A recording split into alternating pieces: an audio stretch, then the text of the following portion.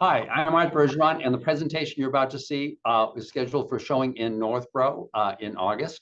This is all about, it's like 10 things to figure out to do after you're dead. So this deals with issues ranging from dealing with your remains, which is what you become, your body becomes when you're dead, dealing with your car and the stuff in the house and bank accounts and the house itself, and how the probate process works. We go through in detail how that works, whether you have a will or not. So it's got a really broad, there are a lot of things, and a lot of them are small, some of them are really big. If you're interested, you should really watch this. If you have any questions about it, give me a call, 508-860-1470. Thank you.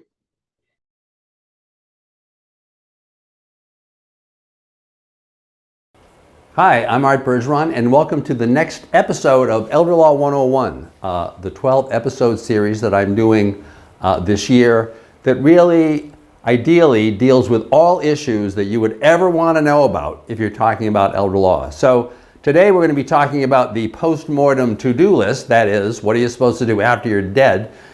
You may recall that we have been doing this series now for quite a while. We're always following my friends Frank and Mary and their kids, Peter, Paul, and Mary Jr.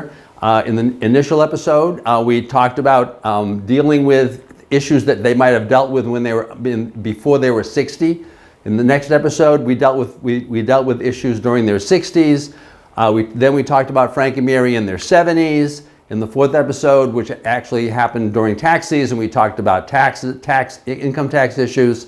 Next, we talked about Frank and Mary in their 80s. Then we had a separate episode that talked about qualifying for mass health, which tends to be an extremely important issue if you're in your 80s and your 90s, because you folks are worried about being frail, needing care at home, needing nursing home care. Then we talked about, in the last episode, we talked about Frank and Mary during the last year of their lives. Today, in this episode, Frank and Mary are dead. So we're trying to figure out what to do at that point. And in the remaining episodes, we're going to talk about other issues. Now, today we're not going to talk about what would have to be done if any of the assets of Frank and Mary were in trust. That's what we're going to talk about next month. We're going to talk about the three major kinds of trusts that Frank and Mary may have had an interest in doing while they were alive, and how each one of those would get handled after they die. Then later we're going to talk about issues with their kids and their grandkids. We're going to talk about looking at Medicare, which is always an important issue, and which we're going to talk about in November when it's Medicare open enrollment time. And then finally, in Christmas time, we're going to talk about tax planning and giving. So today we're talking about Frank and Mary, my old friends, and their kids, Peter, Paul, and Mary Jr. I always tell people, if you're old enough to get the joke, you're old enough to be my client. But today we're talking not about Frank and Mary themselves, but about what happens after they're dead. Because when Mary died, or excuse me, with the example we always give is that Frank died first, and when Frank died, we don't know exactly what happens to Frank's after he dies. We don't know if he goes to heaven. We don't know if he goes to the other place. We don't know if he gets reincarnated as an elephant or as something. But the point is, for purposes of this life, he's gone. And the question is always how to deal with the things. Now, typically, when Frank died, like in this case, if Frank died, then there would have been no need for probate, because assets typically would have been owned by Frank and Mary jointly. The legal rule is that if you own something jointly with someone and you die, your interest evaporates at that moment. The survivor becomes the sole owner, so there's no need for going through the probate process. Things get very simple. The question, though, is what happens then when Mary dies? Once again, we're not exactly sure what happened as far as her spirit is concerned. As far as her stuff, though, we need to deal with it. So the question is, how do we deal with Mary's earthly goods? And of course, the first thing that we need to deal with the moment that Mary dies is her remains. Because when Mary dies, her body, she's no longer Mary. At that point, legally, there is this body, and it is the remains. And the question is then, who's in charge of dealing with the remains, and how do the remains get dealt with? Well, if Mary died leaving a will, and her will named a personal representative, and said that she wanted that personal representative to be in charge of those remains, then that actually qualifies that person to take care of everything, even though the will, of course, at that point has not been probated. It's a way that the legislature had of handling that issue. So if she's done that, that takes care of everything. If she hasn't done that, but she's left some set of personal instructions, then chances are that's going to be adequate. What I always suggest to clients is, before they die, you may want to talk to someone at a funeral home, do a set of instructions regarding how things are going to be, how your remains are going to be treated after you die. If you're dealing with the funeral home, you can at that point prepay for however for all of those services. If you do that, then there's a state law that says that payment ends up getting held in escrow until you die, and then following your death, then the funeral director or the funeral home will implement those plans, and at that point can pay themselves the money that is being held together with interest. The point is, you can do that set of plans before you die. If you don't, though, then the question is, who has control of your remains? And the answer is your heirs, first your spouse, and then the kids. I've had the unfortunate situation where someone had died, and the person who had died, there had been a second marriage, and so there ended up being a disagreement between the children from her first marriage and the surviving spouse. The children wanted the surviving spouse to not be able to go to the funeral, right? And I had to go talk to the funeral director and explain to him that actually, legally, because there were no written instructions, the surviving spouse was in control of the remains and actually had the ability to exclude the children from the funeral. So the point is, as in so much of estate planning, the goal is to have a plan and to make it as clear as possible. What to do then? It's all about whatever you wanted to do. And believe me, the best thing you can do for your kids is to get all of this stuff in writing before you die, to make sure that the kids know what you want so that they're not arguing about it. Remember, the moment of your death will be a very, very emotionally charged moment, and dealing with your death is always hard for children. It makes it even harder if they're trying to figure out what you wanted after you're dead. It's very much like the healthcare proxy problem, where you try to give instructions so that anyone who is handling your medical affairs when you're incapacitated knows ahead of time what you want. So, there are any number of things that can happen regarding your remains. You can be buried. There may be a burial plot. You may have purchased a plot. You may have inherited a plot. The rules regarding those burial services are all controlled by the cemetery commission, wherever that cemetery is. What you own when you own a burial plot is not the actual land. What you own is the right to have your remains put into a piece of that land. As to the rules of the control of that plot, it's almost totally in the discretion of the cemetery commission. And of course, you can always have your body cremated. You probably want to tell folks ahead of time if you want to have that done. But the point is, you want to be dealing with these issues before you die, so that it'll be clear for your kids after you die. Then, of course, there's the question of how to deal with everything else. And we're assuming here that Mary had a house. She may have had an IRA or other tax-deferred funds. She may have had a bank account that was in her name. Remember, in this case, if these assets had been joint with Frank, then at the moment of his death, she would have become the sole owner. Then, of course, there's the stuff, the personal property, the car, which is a special case. We're going to talk about the car, U.S. savings bonds, various other issues. So the question is how to deal with all of that stuff after Mary dies. So dealing with the stuff, when I talk about the stuff, I'm talking about the tangible personal property, which means anything that you can touch, but that isn't real estate. So we're not talking about stocks, bonds, things that are intangible, but just the stuff. So the ideal, if there are particular items that you want to have given to particular people, is that you do a list, and that you actually in that list name who is going to be getting what. And then if you have a will, in your will you say specifically that it is your intention through the will that if you've left that kind of a list, typically called a memorandum, that's going to be legally binding, right? That's probably the best way that you can handle that. The one question that often comes up, especially if Mary died in an apartment, is how can people get access to all of that? So one of the things that you can really help your children with, especially if you're living in senior housing or any kind of housing where there may be a question following your death of people getting access in order to deal with this stuff, is talk to the management. Talk to the folks there, find out if there's a form you need to fill out, if there's anything that you need to do in order to assure that after you've died, your folks are going to get access to all of that. And then of course there's the question of what if there is a fight. Now, I have been doing this work for about 45 years.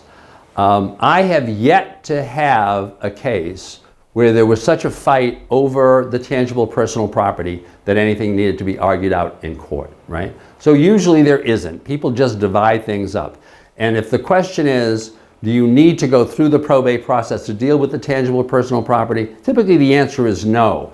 And the reason is, if there is tangible personal property and it's going to get sold, and I'm going to buy some of it, if there's going to be a yard sale, I'm not going to really care if somebody can show me a will and show me that the right person owns that. I'm just going to say, here's my money, give me the item, right? So typically those issues don't arise. So if you're worried about that, if you're in a situation where you've got tangible personal property, but everything else that you own is in joint names with other people, chances are there's never going to be a probate on any of this. You may not even need a will. The car. The car, on the other hand, is the most common cause of what I call an accidental probate, because a car has a title. And if you die with that title, the only way that anybody can transfer that car to anyone is by going through some form of the probate process, getting appointed as your representative, and then being able to sell the car. Now, folks will tell me, well, but the car's not worth anything, it's a junk.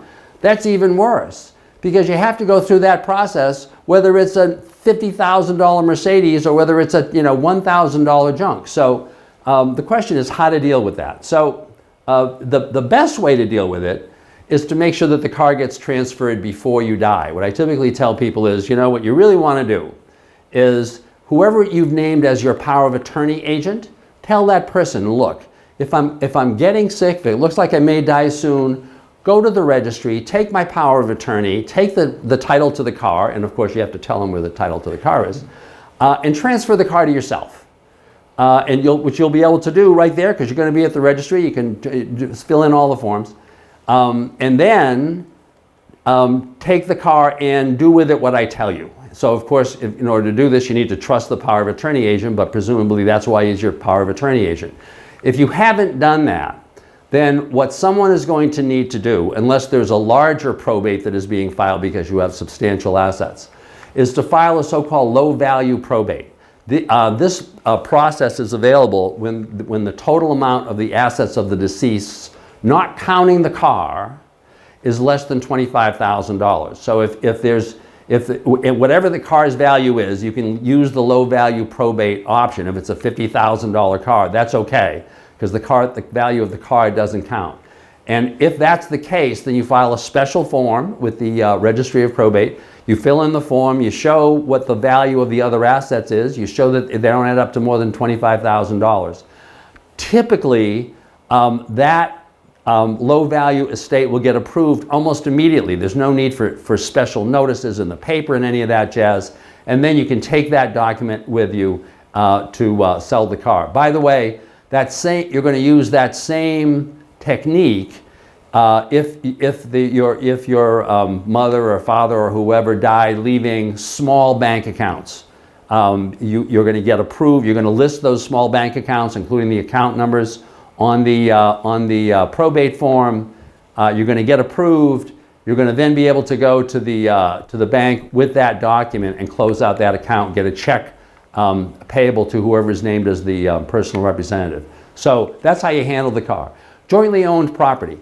As I mentioned earlier, jointly owned property is presumed to be owned by the survivors. So if I own something, so in Frank and Mary's case, they owned their house jointly, they owned bank accounts jointly. The moment that Frank died, his interests evaporated, Mary became the sole owner. In this case, if Mary has put other names onto all of those accounts, including the house, then at the moment of her death, it is presumed that her interest evaporated and these other people, the survivors, became the owners of that property. I should mention, though, that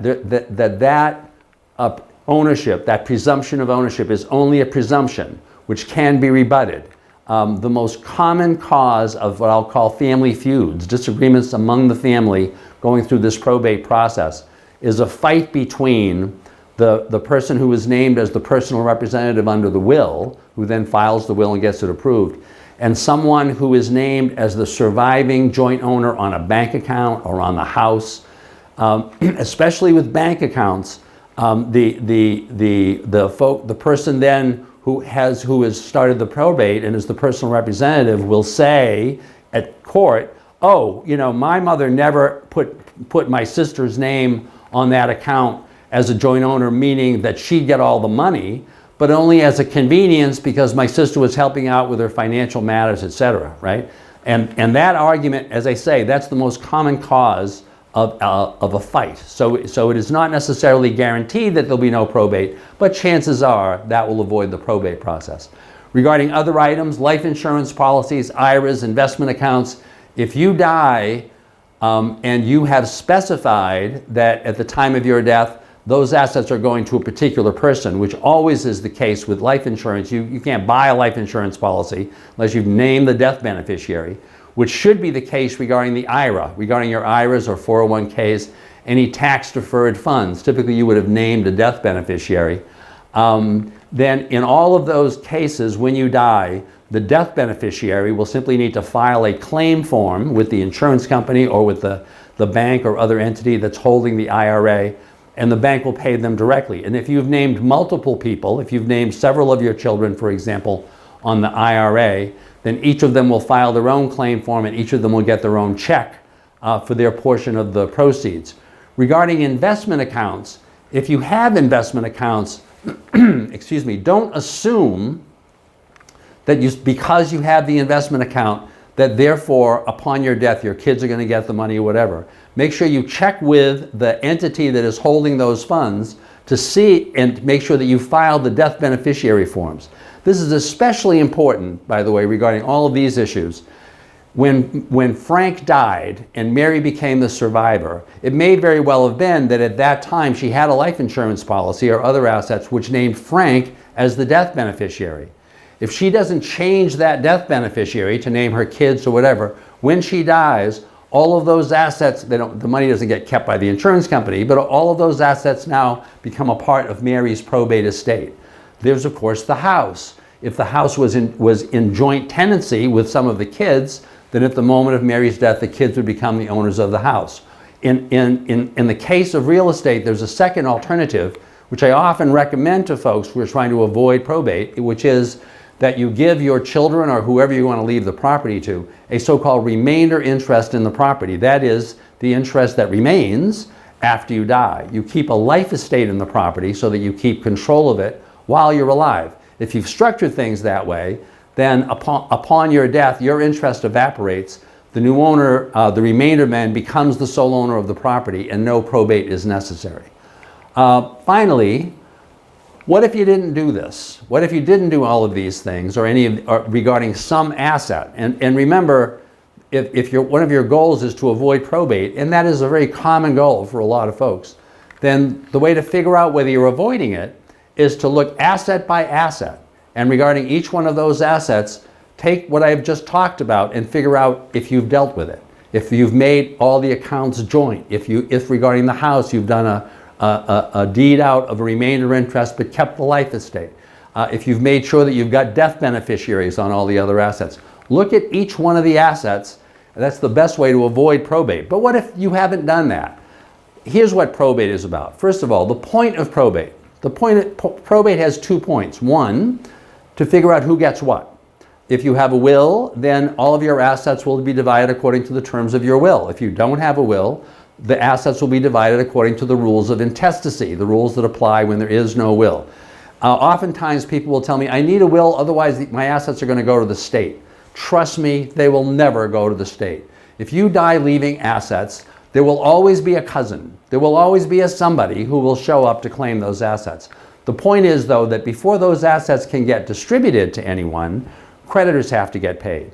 And creditors will have 1 year from the day of your death to file a claim against your probate estate, which is the reason why probate always takes at least a year, because your assets can't be distributed, whether you have a will or not, can't be distributed to anyone until at least a year and a day following your death.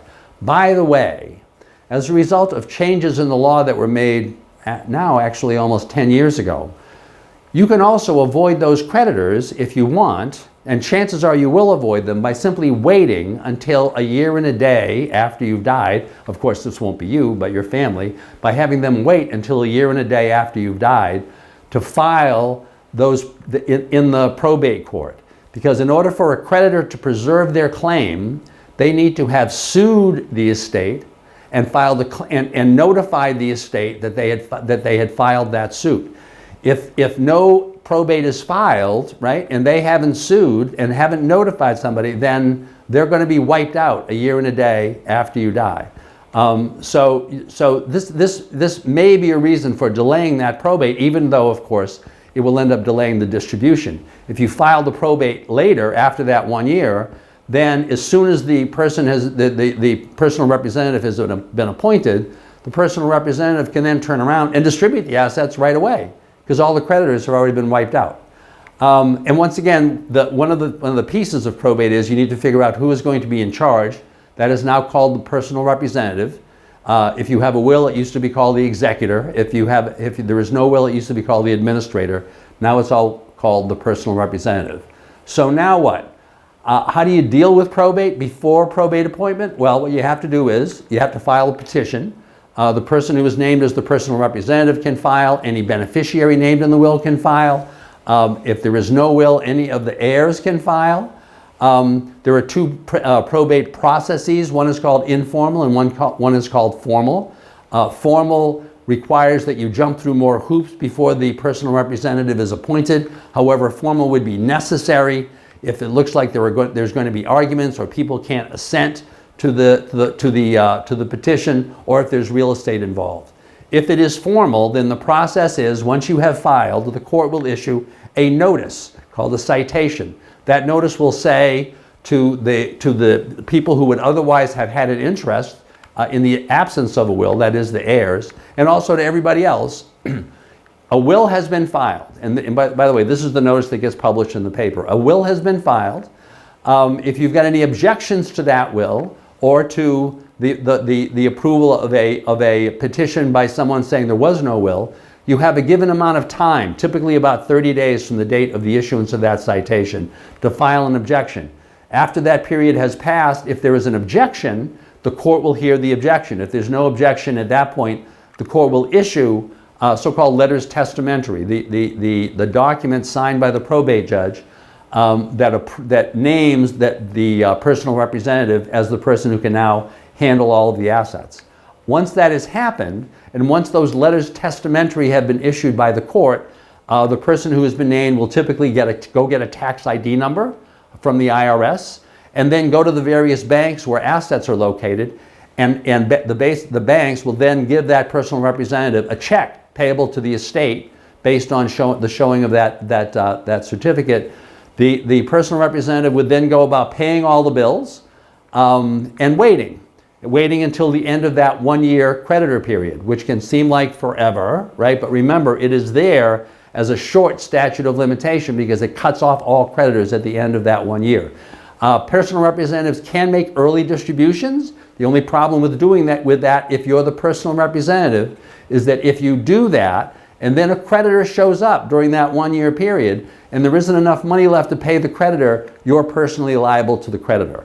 The personal representative would also be responsible for filing any income taxes of the deceased that hadn't been filed, as well as filing the estate tax. And we're going to talk about the estate tax, by the way, in a separate Bergeron Briefs episode. I try to do Bergeron Briefs episodes, which are 15-minute segments dealing with a particular issue. We're not going to deal with the specifics of the estate tax today, because literally as we speak, the legislature is debating whether to change a lot of those estate tax rules. So once the year is up, the personal representative would typically want to do an accounting and send that accounting to anybody who's going to be getting any assets, and tell it, as part of that accounting, say, here's what I'm proposing to give you to each of those distributees, and then get a sense or releases from each one of those distributees.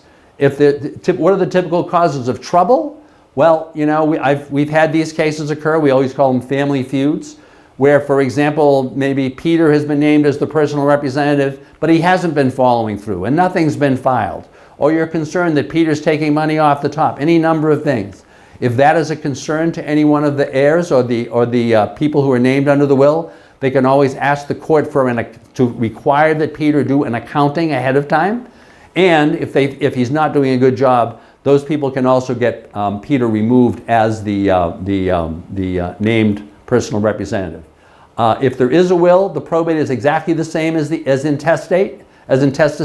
Often, if there is a will, that will contain a so-called power of sale in it. That power of sale will typically give the personal representative the ability to sell the property without getting any permission from the court, except that the proceeds then would have to continue to be held in probate until after that year has gone up. What about trusts? What about if assets had been put into trust of various kinds in order to avoid probate? Well, that's actually the topic for the next seminar. So, I hope you found this helpful. The point of all this is, and I think you can tell, the theme of this is, if you're concerned about probate, you need to know how it works, and if you want to avoid it, there are ways to avoid it, and I've given you some of those ways.